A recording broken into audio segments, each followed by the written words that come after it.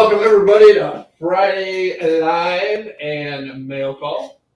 And Lynn, I appreciate the offer, but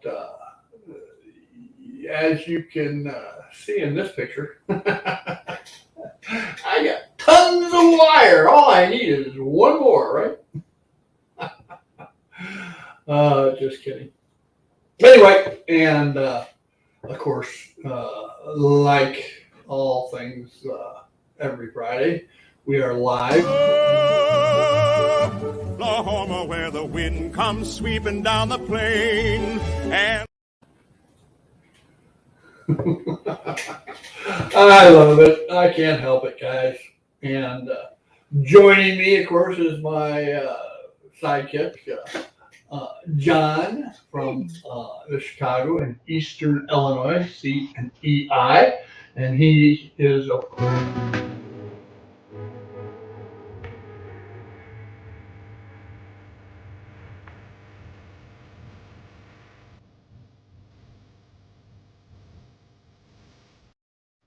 Good morning, all. and Jason's not with us today. Our Malcolm in the Middle. He is again working on a client's layout. He last time I talked to him, he said he'd be here next Friday, so we'll look forward to that. But in honor of Jason, the train freak, we all. And I'm riding on the cotton belt railroad line in the pitching, rolling rhythm and noise. So now that we got all of our intros out of the way, we can run through our roll call. Of course, Ray Burleson was the first. He got the proverbial cookie, followed not too long after by Lynn McCurdy and HDMMRC, High Desert Mountain. Hell, I don't know. Let's see. High Desert Mountain Model Railroad Club, I guess. Yeah. That's a mouthful, Lynn. It is. And then from Ontario is in the house. So Hot Dog Andy has hopped the virtually hopped the pond and is joining us from England. So yeah, anyway. I think that's it for right now. So John, what's been happening in your world this week? Well, unfortunately, this week not much done on the railroad. It is getting to be the work outside time. Plus, I was waiting for a delivery to come in that I was a little depressed about because it didn't have what I thought I ordered in it. My mistake, but oh well. It's the way it goes. Hey, and why don't you tell them what the order was and what the mistake was? Because I got a question along those lines. Okay. Well, my order was from Iron Planet Hobbies. Actually, the first time that I ordered from them, and it was a significant order, at least price-wise, not quantity-wise. You know how that seems to work out anymore. You don't get many items when you go to the grocery store, and it's always $200. I can't explain that. I don't know what's happening there, but I wish going to the grocery store was only $200. I wish. Well, but that's $200 a week. Yeah. We go to two different stores typically once a month, and each time we go is about $400. Yeah. So, but as you can tell, I eat good. Yes. Well, in my case, it's my son eats good. When I go to the store, I can go and spend about $75 for me and the my father-in-law that lives with me. Anytime he goes, my son goes, it's always more, always. Of course. Yeah, but So, what anyway, did you get? What did you get from Iron Planet? well, I have this section of track that I need to finish laying to complete the main run of the existing boards that are up, not including the spline reconnection piece. But I had to put in a curved turnout uh, so I could get into my industrial area on the center board and get into my roundhouse in a better manner than I had originally planned from coming in from this side here of the roundhouse. So I thought I ordered a number 8 left hand turnout, curved turnout. Well, I must have clicked on the wrong button because I got a number 8 straight turnout. Yeah, not right, but yeah, I've got That's them code reordered. 83. Are you doing code 80? Are you doing I'm code I'm 83? I'm code 83. Yes. Yeah. Now is that, I can't tell because I can't read the number. Is that an insult frog or a This unifrog or electrofrog? this is an insel frog, Okay. which is not what I wanted either. But since I'm not going to have my turnouts powered with a turtle, I can't power the frog anyway. So we'll work around. I can make this work. It's not the end of the world, but I can make it work. Um, I'll use it. I've got another spot where I can put it in and access another open area that I don't have any current plans for. Uh, so Okay. so that was the one item. The next item was some more DCC chips. These are all Digitrax, Oh. the SDX H167Ds, which has replaced the 166Ds. So these are the newer version of the 166. I already had one of them. So those are the 16-bit. Do you ever use the 8-bit version? No, I'm It's the trying to stay. It's the SDH, no X.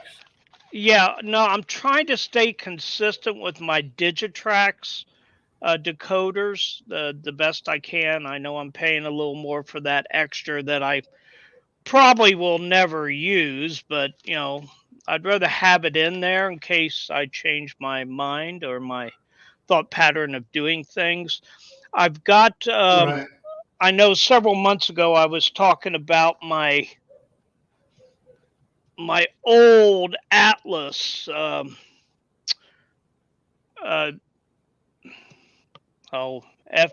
F7? FP sevens. That I had gotten, and I actually have 4 of these. That 3 of them need to be painted in the CNEI colors, which of course I've got my new spray booth for that. I've got my CNEI colors for that. So the only thing else is, getting that fine detail of the curves, which this one here isn't perfect, but unless you can see it straight from the front, you can't tell that. Their curves are a little different. A lot of times, you can get decals for those curves. Not for the orange in CNEI. I've checked around for that. Okay. They do make the yellow decals for the dark blue F units, which I've have bought some because I do have an ABA F7s unit that the of course, the 2A units had the exact same number, so I got to change them up. But that was when, after they went from the lighter blue and the orange, they went to the dark blue, to reduce costs for painting and unfortunate things Right. like that. So I do have that set. I've already renumbered them. I did find some of the yellow CNEI numbers and Herald. But these are going to be in all my FP7s, so I have the same decoder in each one of them, so they're going to be set up the exact same. I'm putting the marker lights in the nose of the units, so I needed to be able to switch them on and off. And these come with, it's not the best speaker, but you know what? It's a speaker, and it's already in there. It has a little capacitor, which I don't think I have had much luck with these capacitors in the units. They're Oh, real those small. capacitors are, yeah, they're tiny. Yeah, Now, they do 330. Digitrax. Go ahead. Digitrax does make a rear harness for that decoder, all right, with a Keep Alive on it and a speaker, of course, where all you do is you unplug that and plug in the replacement. Yeah, because the rear Yeah, harness is like yeah. is that the front's a 9, the back's No, 8. actually a 10. I don't Well, remember. it's less spaces, but it has more wires coming out because it has the 2 slots that have 2 wires coming out for the capacitor and the power. But Yeah, anyway, but that capacitor is only for sound. All right, okay, it does and not do anything for the drive. it's only a Now, 330 microfarad capacitor, so a real small capacitor. the plug-in Keep Alive harness and speaker is much bigger, and the speaker is better too. Well, maybe I'll look into that. It's a round speaker. I've got so much money into DCC chips. Almost all my engines have decoders in them already, and I've got 50 plus engines. I Yep. can't even tell you how many I have. I haven't done a count in a while. Of course, I just added the 4 FP7s. Yeah. Well, you just saved yourself a bunch of money going through Iron Planet, because I know when I was buying them from Gulf Coast, they're like $20 or $30 more. Yeah. And that was before the discount. So. Yeah, my last one I got from Zitniks in Pinellas Park. I was going to order these 3 from them. I think they were, I'm going to say they were about $6 more at Zitniks than they were to Iron Planet. But I did use Human for the discount code.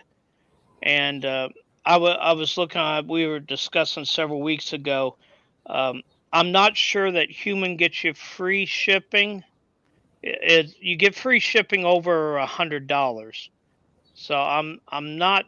I get free shipping all the time, and I'm not ordering over $100. Okay, well maybe Human does that too. I do like that they don't charge me sales tax. Did you look at the invoice? Yeah, there's no tax on it. Look at it. There's no There's no tax. There's no shipping. Yeah, no tax, no shipping. So right there, that saved me 20% plus the 16. Yeah, I mean. Yeah. So yeah. So anyway, I had to turn around and do another order to him, which I hope to have before next Friday. Yeah. So, and anybody that's not familiar with the Digitrax decoders, this is the way the 166. Well, I'm sorry, this is the 167 comes as a rectangular small speaker. There's the capacitor. This is the back side here with all your wires coming out, and then a 9-pin front side. They're relatively small chips, and I really haven't had any problem finding a place to put them. Um, Even on some of these older models that weren't designed to have a DCC chip in. Of course, my FP7s I'm going to have to hardwire to all the different connections to go to the harness, which Yeah. I've already started. I've got my orange and gray going to the motor. I've got the one thing I didn't like on these older models. The rear has two blacks, one from each side, and the front has two reds, one from each side.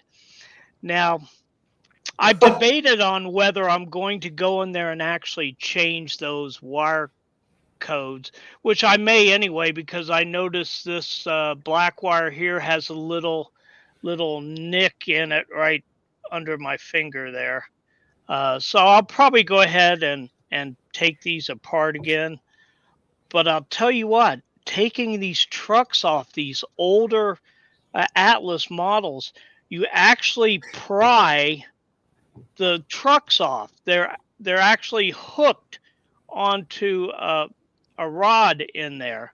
It's not like the newer ones where you have to take off the top of the gear tower to get them off. It's strange, but I had to watch a video of I watched Classic Toy Trains. I love his videos, and he works on these older engines. So I had to watch one of his videos on how to actually disassemble that, which I'm glad. Lynn actually went and visited him.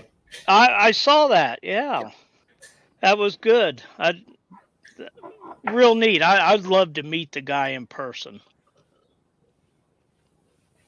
Very entertaining. He's big. Yeah. He makes Lynn look small. And I love when he puts in the classic model of the week. Oh yeah.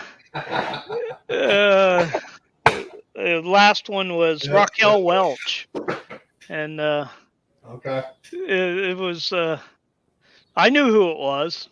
I know most of them, but there's a few I don't always get. But anyway, I should have hopefully another order next week so I can get going. But here in Tennessee, it's grass is green and things are growing, and I had to mow my yard for the first time in about 5 months. And I mowed mine 2 weeks ago. Yeah, I have a little bit more grass than you do. Just a tad. Yeah. By the way, Dwight's joined us, and hi. Hi, Dwight. Well, welcome, guys. Didn't mean to leave you out, so got you covered. Sorry, I was on a rant. For me, I didn't get anything this week. Oh my word! But that's not to say I haven't been busy. Everything on the shelf layout is wired. Okay, all the switches, all the tracks, all the sidings, all the isolation switches, the UR92, the double throw, double pull for the programming track. All the I do have two electrofrogs just because I had them. Those frogs are wired into the Smales, so they're ready to go. All the wiring harnesses for the 4 bus lines are ready to go. And as you saw in the cover picture, all right, the control board there is ready to go too. All right, all I gotta do Yeah, I think that wiring's still out of control, though. connect these wiring harnesses. Well, I got news. You know, the reason there's so many wires there is because of the wiring harnesses. A lot of that stuff gets tucked up and away here once I hook it up. So what I'm going to do is at 10:30 on Tuesday, we're going to put the power to it and see if we get any blue smoke. Tuesday at 10:30. That's normally when I have a video, but we'll do it live. And I did go out and dig through out in the shed my rolling stock and locomotive boxes. So I do have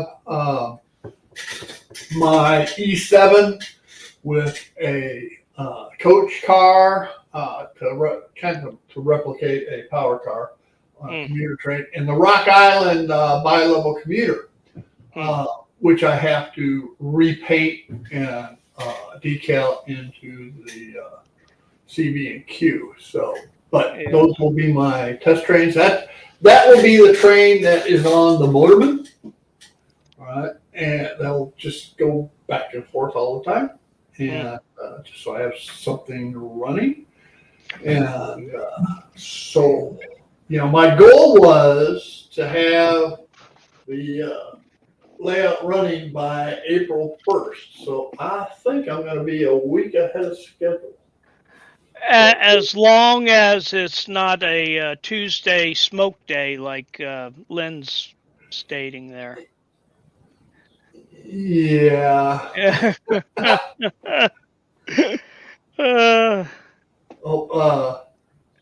Let's see, get rid of that one. Put that one up.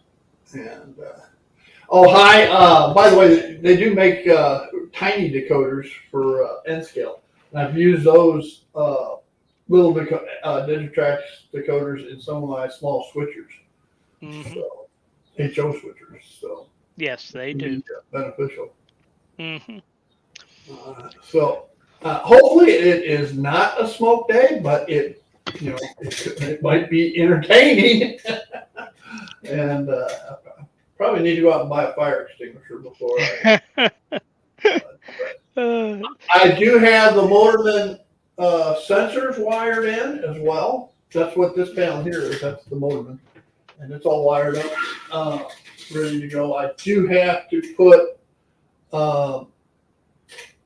the sensors, they're wired up and they're hanging down underneath. All I got to do is slip them into their trough and use some blue tack or black tack to position and hold them. All right, so I got to run out and get some of that this weekend. So. Says he uses EFUs. Well, he's got one. His layout is DC. Yeah. All right. And with his own version of DCC on the track instead of in the locomotive. That's the best way I know how to describe it. So. Yeah, I can't remember the program he runs on that. A lot of Arduino stuff. Yes, yeah. But, that's. I know he uses some. He also uses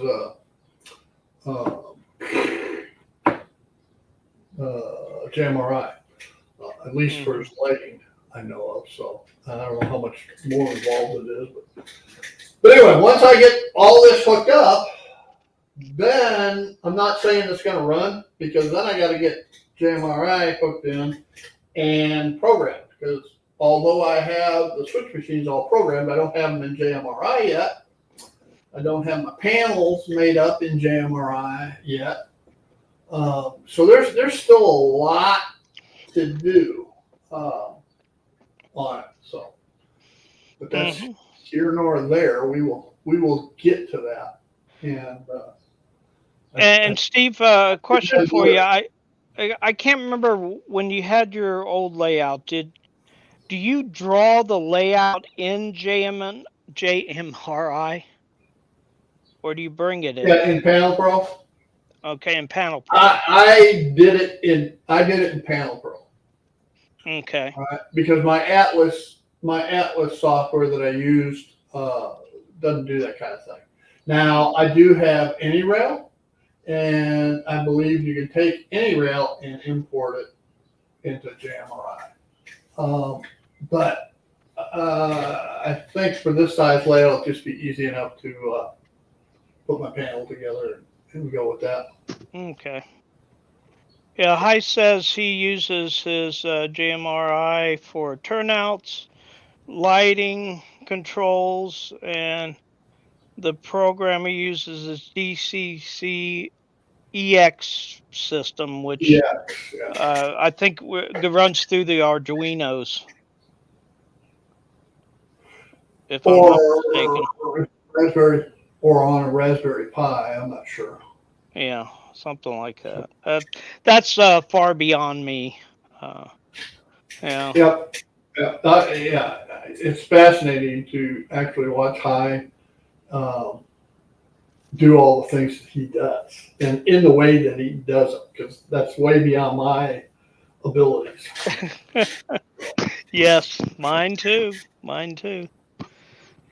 And eventually, I hope to be able to get over to the Netherlands, and because my daughter lives there, and I want to get up and see Hai if we can work that out. There, Grandpa Rails. Hey, JD. You never have enough, John. I get my teeth. As soon as I get my teeth, I'm going to run down to Dallas, visit my brother, and get a hold of you, JD, and hopefully set up where I come over and see your layout. So, does he have it up yet? Oh yeah. Okay. I mean, it's not done, but he's got trains running. He's got plenty of time. He should be able to have it done by now. Okay, John. Yeah. You've been retired longer than him. All right. Yeah. I got other stuff to do. Although you moved, so did he. Yeah. After you did. So a year after you did. Yeah. I know. We've got a train show coming. We've got a train show coming up here in April 13th and 14th, something like that. Out at the fairgrounds. I think it's the 13th and 14th. Yeah, a little far for me to drive for a train show. Oh, I know. Now, I think Hai says he's going to fly over to go to the train show, so maybe I think it'd be worth it for him. I forgot what they call it. I'm looking up now, see if I can find it.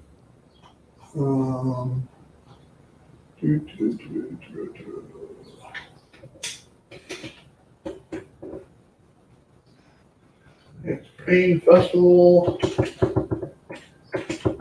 something like that. Festival of Trains. Yeah, there it is. So yeah, Saturday, April 13th and 14th. Oh, don't worry, Hai. I'll make sure I let you know. You'd know way in advance.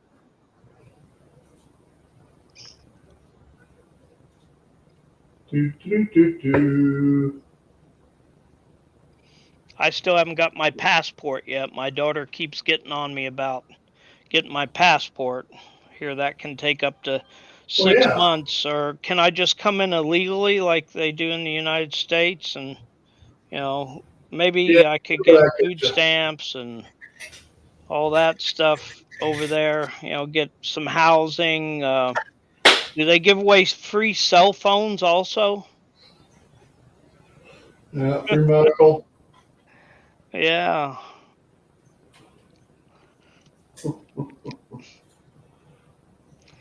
Right. Yeah. So, so that's the link for the Festival of Trains here in Oklahoma City on the 13th and 14th. Now, are you going to do a live stream as you walk through there and purchase things for us? I don't think I can because I don't have enough subscribers. Oh, okay. Uh, That's a um, shame. to do Well, it. take on some YouTube. videos so you can show them.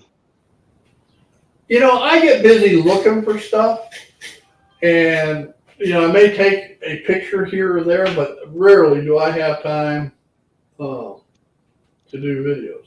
Now, I commend Heath because he's got a problem. Just ask him. And he does all those videos at Amherst, but yet he still comes home with buku lot of stuff. Yeah. He's got a problem. Well, Tom from Tom's Trains and Things, he does his live streams as he's going through shows, and he still comes home with a lot of things. Is that what it takes? Just 50 subs? I thought it was like 500 before you could do a live stream on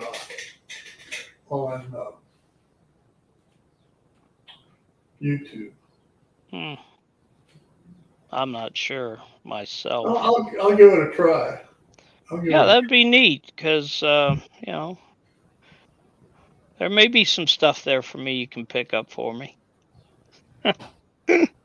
I still got a couple cars I need to send you. I know I have them. I just haven't located them yet. They're here someplace. They're in some of this mess. If you're not going to use those Walther Burlington cars, you can send those back to me. Where'd they go? They're here someplace. But if you're going to use them, keep them. No, I see them right now. When I get the shed and start building that, I'll have big enough radius turns that it'll run on. So. Mm-hmm. Well, right now my minimum turn radius is 27 inches, and okay, cool.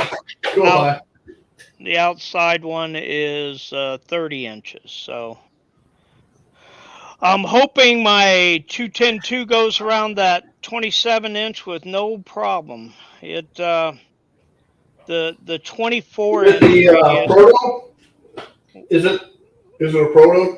Yes, Proto 2000. Yeah. It'll do 27 easy. It should because it'll do 22s. Okay, because my old layout was 22, and it occasionally had problems going around that. And so I'm hoping my 27 and 30 inch gives it no problems whatsoever, because the way I have mine set up is in one corner it's going to do a 27, but when it comes back around the other way it's going to do a 30, and then 27, and then this one out over here will be it'll be almost straight going across there, so no problem. But I will put sides up on that spline. I don't want to find them laying on the floor. Yeah, no kidding. I gotta go get some, a sheet of acrylic. I think, it comes in a 3x3 square or something like that, and put it up on the ends because if I don't have one down there in the end behind that Rock Island car, Mm-hmm. guess where it's going? If In the the orbit doesn't work right, that's where it's going. Yep, right off the end. Yeah, luckily my end tracks run right into a wall, so it's not going to go too far. But could mess up some couplers running into the back. I think what I need to do for my one hidden track back there is get one of those curved mirrors that I can mount a little bit higher, so I can actually see where the train is. Because the building in front of it's big enough to block two cars. Maybe, yeah, probably block two cars. So I need to be able to see back there and see where it's at. Well, in answer to High's question here, yeah. But when I build it, keep in mind it's going to be 3 levels, and the lowest level will be Chicago, and the freight yards, and then middle level will be part of the western suburbs, and then the top level will be the far west suburbs and Aurora. Okay, and so I can build them in stages and hop back and forth, from different things that I like to do. I don't like sitting down and have to do all the landscaping, right, or all the track work. I like to be able to, work on track work a while, work on electronics, work on landscaping for a while. So that'll afford me the ability to do that. And I've been toying with another idea. I've got this 8-foot by 16-foot shed. So if I put a 12 by 24 butted up against it, and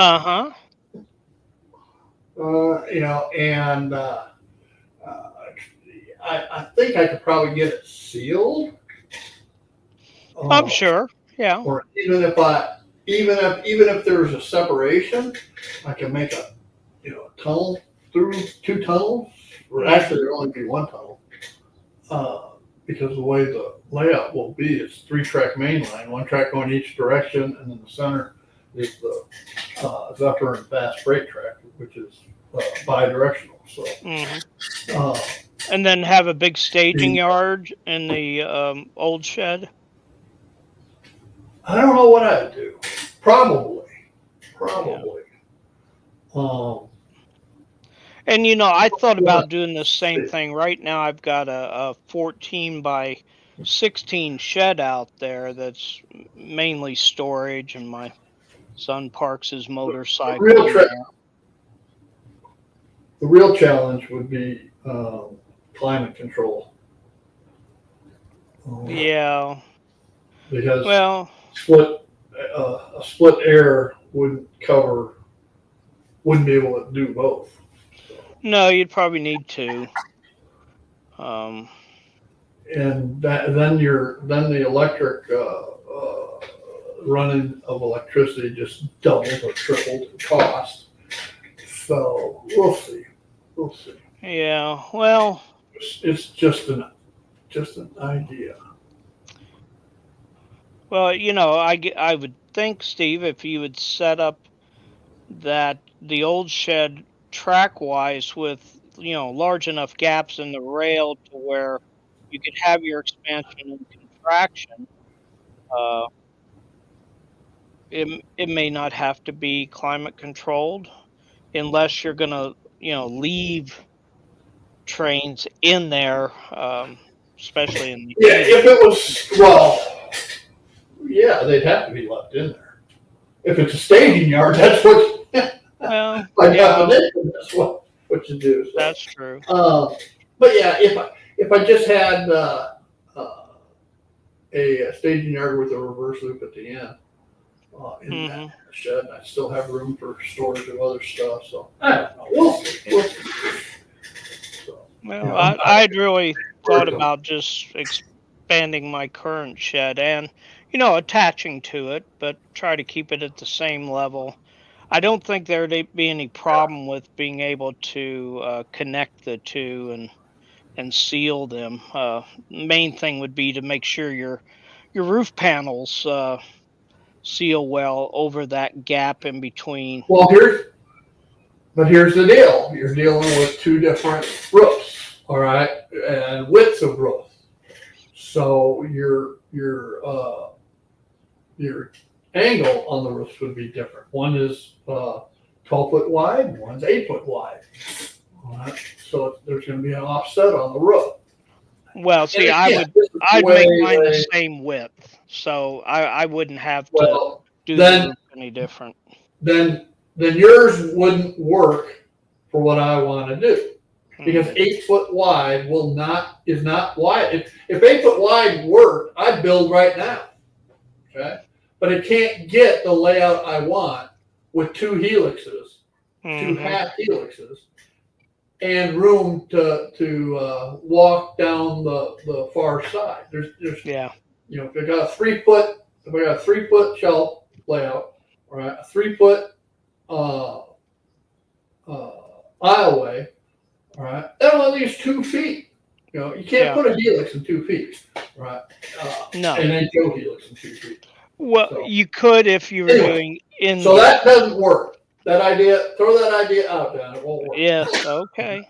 I got to have a minimum of 10, preferably 12 feet, and that's And you- why the existing shed would be nothing more than a staging yard with a reverse loop at the far end of it.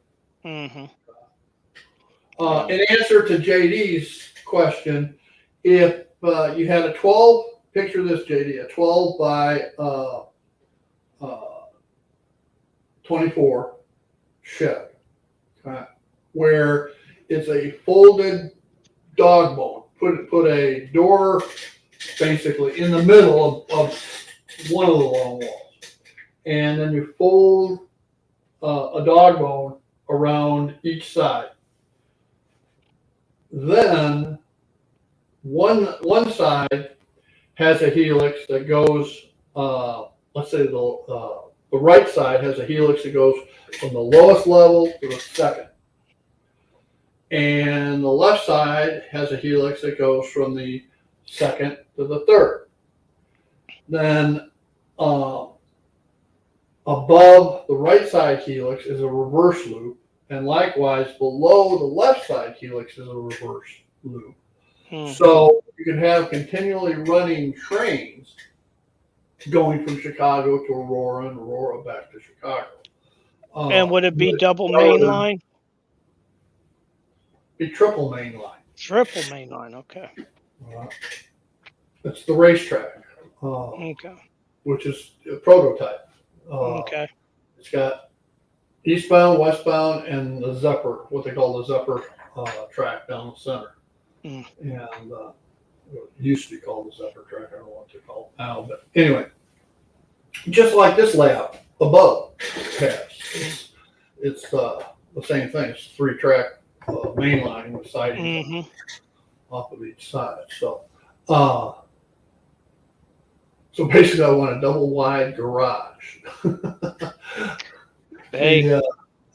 Actually, a garage is more square. I know that doesn't work right unless I could put peninsulas in it. But I don't need that. I've got my track plan in my head, exactly what I want, and like I said, 12 foot would work. I mean, 10 foot would work, but 12 foot is really what is needed. Yeah. So. See, I was thinking when I do my 14 by 40 is what I was thinking about. Now I've changed my mind some on some of it because I talked to another gentleman, but I was thinking about having narrow side pieces, the 1.5 foot, 2 foot, and I still want a peninsula down the center of it. So, you take 2 foot on each side. There's 4 foot, and then 5.5 down the center. So let's see, do quick math. For that still leaves me. That'd leave me 30-inch aisles. I think Robert has 14 feet wide shed, and he's got a peninsula down the center, but there's no room to pass in his 2 aisles. Well, since I'm about the only one who will probably be in there, I don't care. As long as I don't get too big to go down the aisles, that's fine. And I have lost some weight. Well, I want to lose more, but I want JD, I want Robert, I want Jason, I want you, and whoever else is in the area come over and run trains. Yeah. So you're not quite as close as you were in Tampa Bay area, though.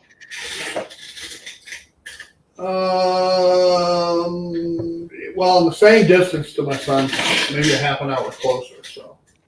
Yeah, but before it was like 45-minute drive to your house. A little bit longer now. Oh yeah. Yeah. Trying to figure out what. Where's that? Oh, okay. That's a picture of my. That is looking up underneath. It is. What that camera is. Is it upside down? I think. Hang on. Yeah. I gotta find the camera itself. My camera's right there. That's all I got. I do want to, however, mount a camera up in this corner over here, because from there you could be able to see my entire layout. But I'm computer challenged. I don't know. You just moved something that it moved it. Did I now? Yeah, that's moving it. Well, where the hell's the camera? I don't know. Looking for it, I don't see it.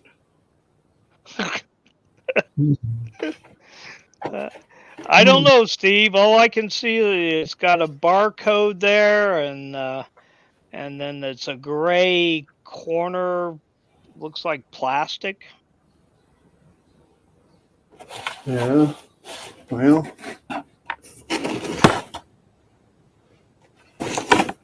Huh. There's obviously a camera buried in my junk. There it is.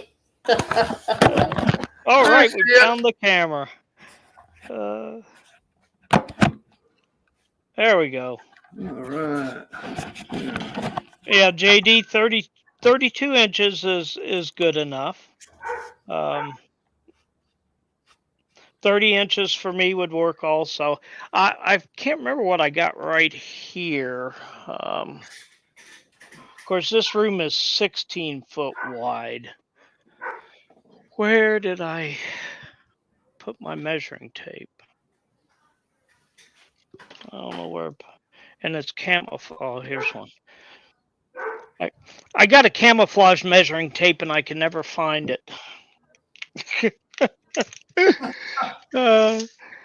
This aisle right here is 30, almost 31 inches. So yeah, 32 inches would be a great size. And I think I could pass somebody in this. Yeah, you can pass in 32 inches. You can pass in 30 inches, actually. You know, on Retirement River 1.0, John, that area by the turntable. Uh-huh. That was going back to the dusk. That was 24 inches. All right. The area between Aurora and Chicago, that was 32 or 33 inches. Yeah, I don't think we had any problem in that area passing. Right. Yeah. Right. Exactly. even though our stomachs were hanging over the layout, but it was low enough that we sort of made the curves right. Yeah.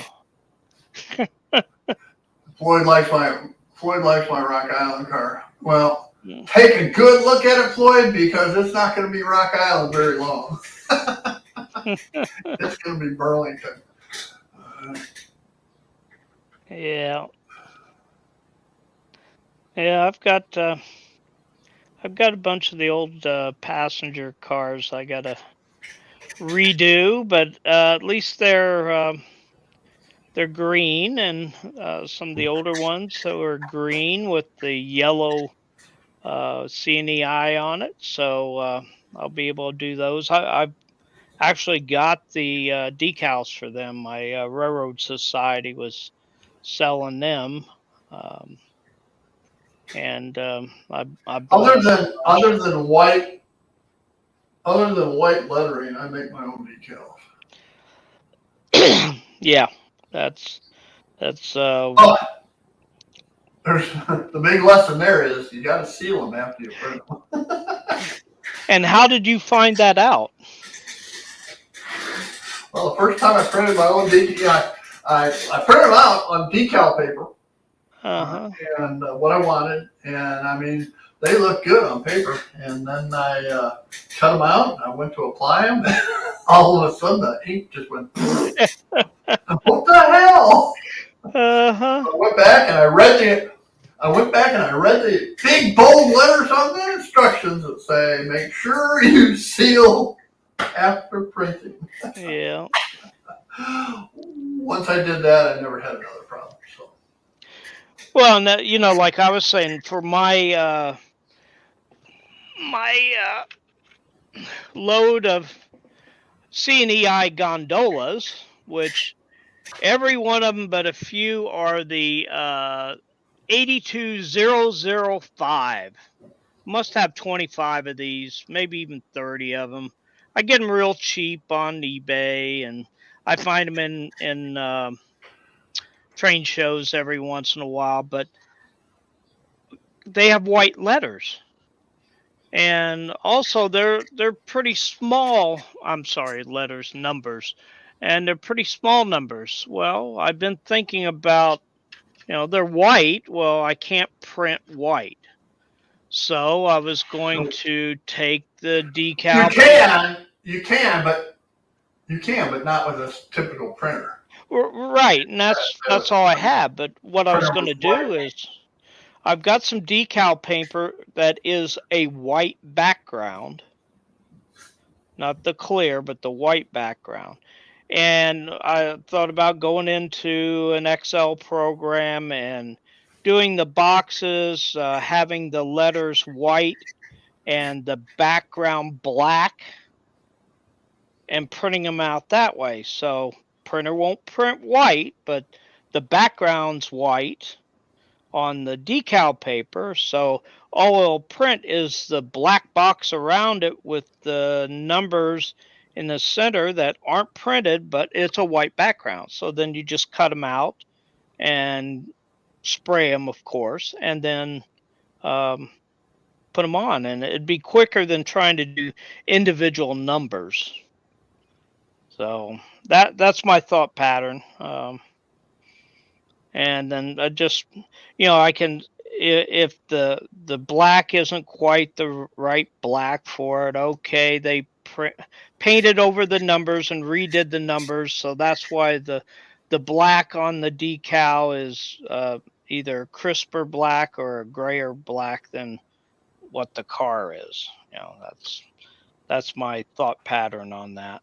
But yeah, I've got quite a few of them. Fact. That's the only way to do decals is print. Yeah. Oh, where did black that? Around it for black cars, or try to match anyway. Yeah. Where'd that? Over here, trying to find my drawer that I've got those stored in. I've got them taken apart and trying to get them ready to do. Oh, too many things to do. Oh, here. So the ones that I don't have boxes for, well, here's some of them just stacked in there. So I got quite a few to do. I want to see what you got. Oh yeah, Yeah. And then here's a engine weight somebody gave me. So yeah, I got a few of them to Wonder where do. that came from. Yeah, it came from Florida. So, but yeah, that's quite a few to do, and that's not counting all the ones I have in boxes and sitting over here on the shelf. And 1, 2, 3. There's 16, just 17 in this drawer. So I know I've got at least another 17 in boxes or on shelf. So quite a few of them to do. All right. So I think Well, we're almost out of time. We're at almost 57 minutes already. Gee, how time flies when we're having fun. Oh yeah, always a good time. So I do want to reiterate Tuesday at 10:30. I'll be putting a thing up on probably Sunday. We'll go live and see if we can create some blue smoke or not. See if we can get an engine moving on the layout and switches working and all of that. Because there's even that once I get it powered up and working, there's still so much more to do. All those little yellow and green bulbs need to be placed on the layout as switch indicators. I've got ballast. I can't put those lights in until I ballast the areas where they're going. So I've got a couple places where I've got the rails gapped that I'm going to need to shim and do some track alignment, fine tuning, let's call it that. Just all kinds of stuff. And then once I have it all working and so forth, then of course there's structures to build and so forth. But before I get into landscaping and structures, I still have that speed matching layout I want to build. Mm-hmm. And I've talked about that in the past. It's just basically a 22-inch radius circle, and use JMRI with a BDL 168 block detection on each of the 16 segments of the track. And JMRI through a script can tell how fast it's going, and then immediately write to the decoder and speed match all your locos. So. And you're going to make that one just portable, right? Yeah. I'm going to make it where it folds in half. So use a piano, put some 1x3s down the joint with a piano hinge on it, and a couple sides so that when it folds up, it seals it in place. Yeah. That's the game plan. So your track will be folding inward? Yep. Okay. So your 1x3 will be in the center with piano hinges on the outside of that to be able to fold the two halves in? No, it'll be on the edge, each of the edges of the 1x3. All right, but it's here, all right, it's where my thumbs are, all right, and then it'll fold up like that. Okay, so the track will be on the outside of the boards? No. Okay. Nope. Take a piece of plywood, cut it. Take a 4x4 sheet of plywood, cut it in half. Mm-hmm. All right. lay your 16 segments of track in a circle, 22-inch radius. And they're all gapped. Mhm. On the outside is all gapped. Inside can have joiners except where the fold is. All right, so you got it, it's flat like this. Now, you got 1x3 here. Same thing with the other side here. All right, so you got basically two of the, where the hardwood is, just picture two of those. Mhm. And on the edge is the piano hinge. Mhm. So it folds up like that. Actually, like that. Okay. I think I got you. And then with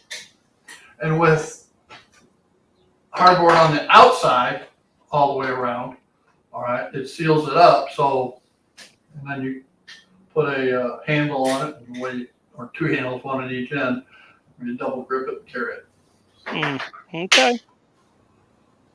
And it'll have a PM42 circuit breaker. Maybe, I don't know if I'm going to actually put the PM42 on it or not. But it'll have a BDL 168. It'll have a PR4 to connect to the computer. And I'll set up the program on my laptop so that it is portable. And I can take it to wherever I would take it to, I don't know. And speed match locomotives. Yeah, hi. That was why my thought No. pattern was asking Steve how he's putting it together. Okay, the hinge is not the way of the track because it's 4 feet. Let's say you only have 3 feet of 1x. So you got a gap here to the edge. You got a gap on the other end to the edge. All right, for the track to go around. Okay. Well. The hinge is not on the plywood. Not on the plywood. You got plywood. You got a 90-degree 1x3. You got plywood. You got a 90-degree 1x3. The two 1x3s butt up together with a piano hinge, so that when it hinges up, it does this, and the tracks are going away from each other.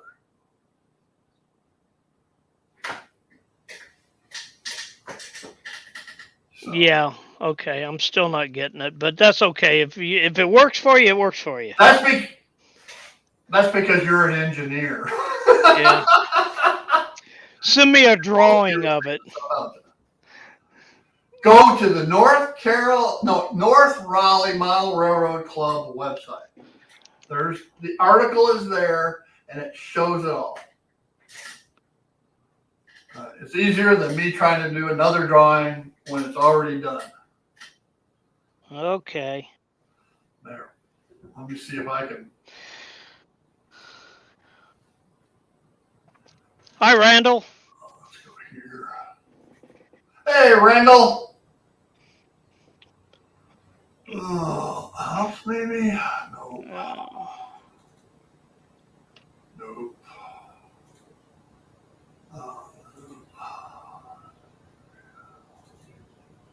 I'm gonna have to go find that. No. I swear I had a PDF of it.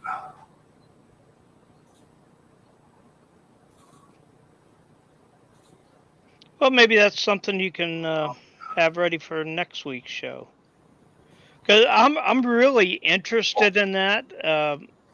It sounds like a great way to speed match it, especially if you can get JMRI to do it for you.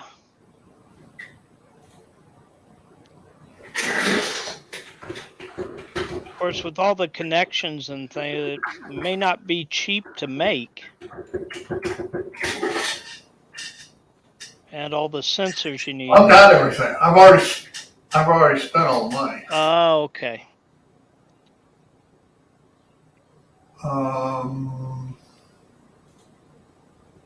They actually did it for N-Skill, so it have a slightly different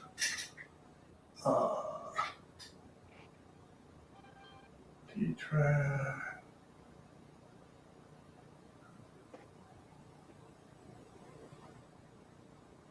N-Track, T-Track. Oh, hell, where'd it go? They don't have it on their website. Did they have a video of it? No, they've got an article about it. Oh, okay. Publications, maybe.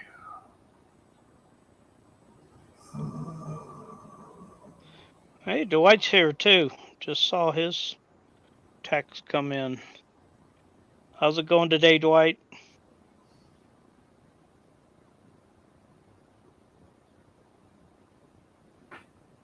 I'm looking.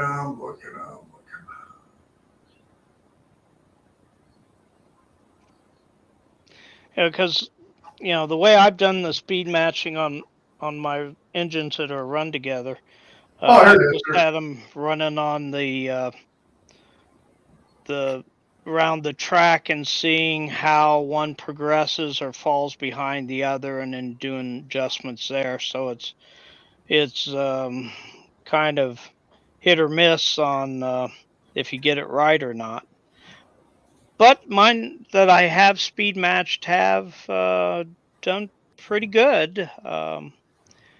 It's always better when it's the same manufacturer with the same time period and the same engine. You seem to be able to do it a little bit better if you have your DCC chip set up and it's a new engine that hasn't been run. I tend to have better luck with that. But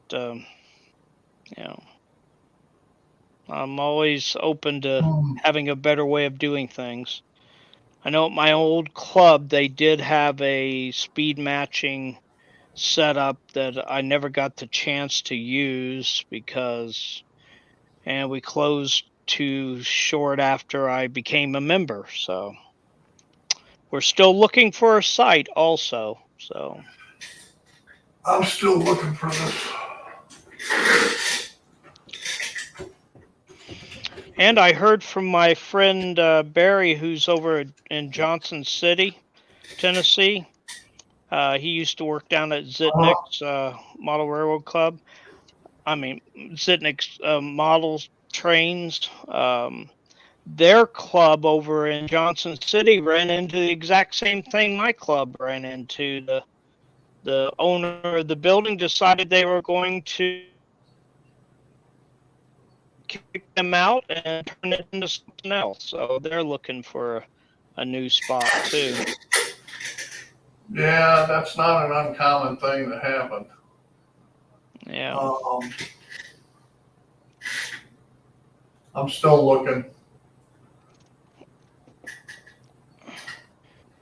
I know I saved the article somewhere or I printed it out or whatever, but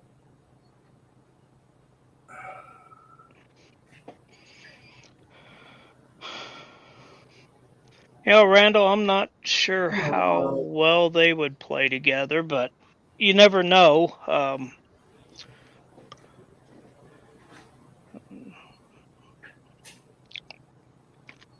Yeah, I've got a couple of engines that are Loke Sounds, which, as Steve knows, are my best sounding ones.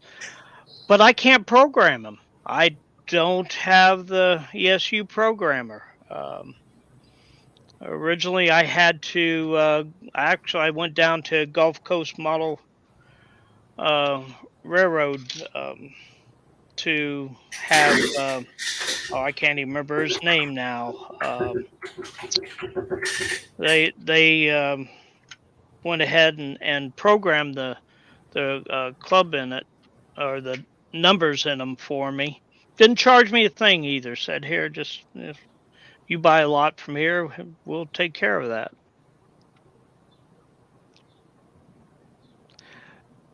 Yeah, Randall, it may be a fun experiment, that's for sure.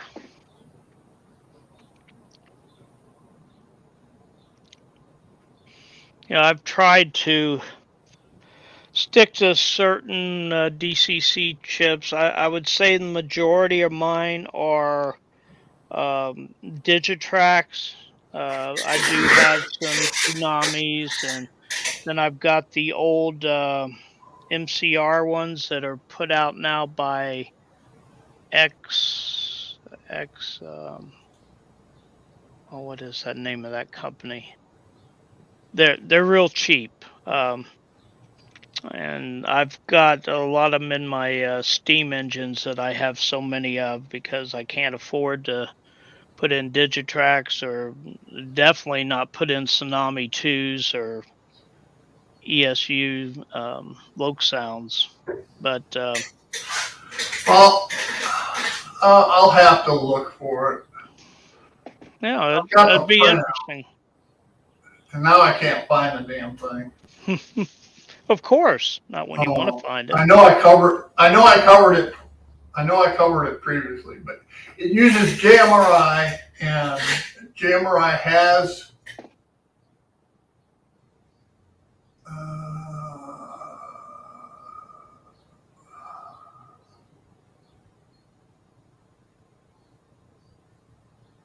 wait a second.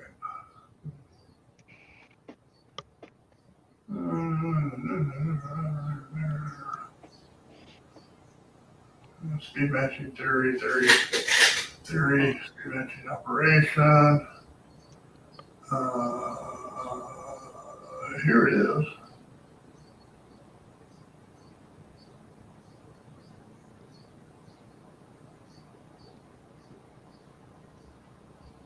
They don't show how to make the thing. There it is. Right there's a picture of it. So hang on. Hell.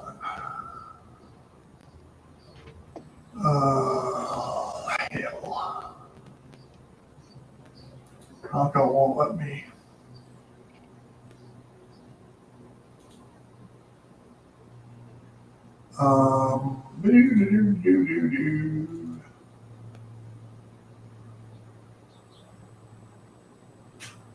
Well, that's saving the whole file. That's not what I wanted, damn it. Let's do a screenshot. Yeah, that always happens.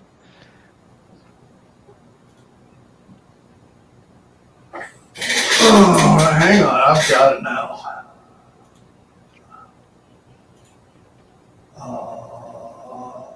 What? Hang on. I know everybody's bored to death. Well, Yes. piddling around.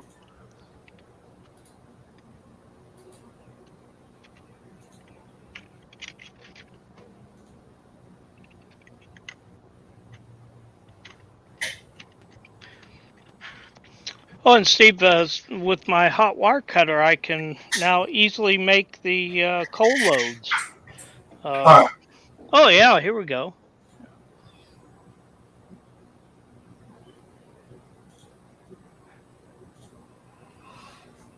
Now, does that make it more obvious for you? Yeah, with the boards set down into the outside boards, that should do. That's better. That's what I kept. Wait, That's what I said. Anyway. okay. And then your interior boards don't go all the way to the edge. So yeah, okay. Now I see it. That's what I said. I said if you had a 4x4 sheet split down the middle, all right, that's 4 feet. The inside boards are only 3 feet. Okay. Okay. Now I see. Picture speaks 1,000 words. So anyway, Very nice. and each one of the 16 pieces of track that it takes to make the loop, all right, are wired into the BDL 168. Okay. Which is that piece in the middle. Okay. Yeah. That white board. Mm-hmm. And it goes to PR. I'm going to have my PR4 in there as well, and my command station. So that the only thing coming out is the printer cable to the computer, and the power cord. So, but I got that to build yet.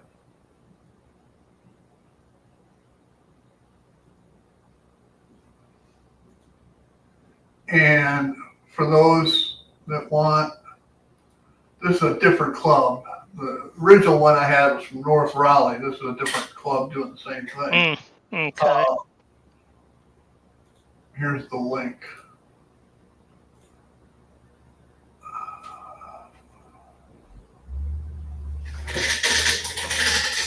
Okay. So, Very good.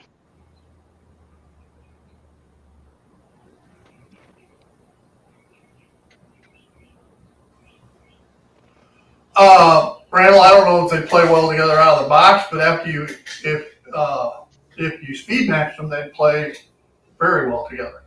Now, to do that, the Loke sound. The problem with the Loke sound is I don't think you could do it on this setup because this is using JMRI to write the speed steps, and I don't think ESU plays well with JMRI. I no. What I found, Steve, is I That's true. could not program my You ESU with JMRI. and I could not do it. Yeah, We tried at my house and we couldn't do it. So yeah. So it does take the Loke sound decoder reader, which is now what you could do is do the manual CR, read what the CVs are on the Soundtrax one, all right, and then manually input them into the ESU one, and that would give you a starting point. yeah. If you notice in the picture, it shows an Accutrack 2 speedometer. Yeah. That's just to verify the speeds. So, hmm uh, Which that's a good idea, though. you do is you put your most. Basically, what you do is you get your most restrictive locomotive. hmm All right, and you set it up first. All right, your top end and low end and so forth. You get that one set up, and that's your parameters within JMRI to match all the rest of your locomotives too. For instance, on mine, my max speed is 70 miles per hour. Okay? I don't want any locomotive able to go faster than 70.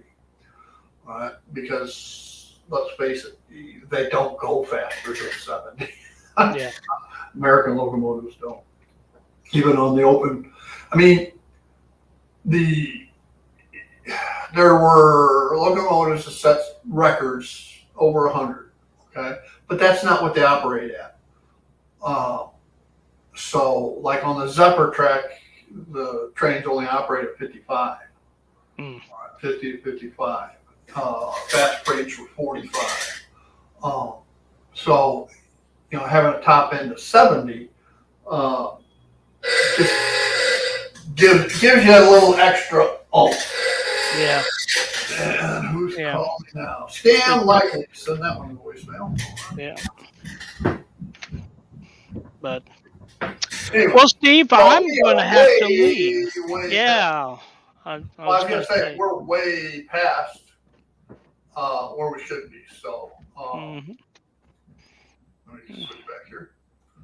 All right. I want to thank everybody for joining us here at Friday Live and Mail Call.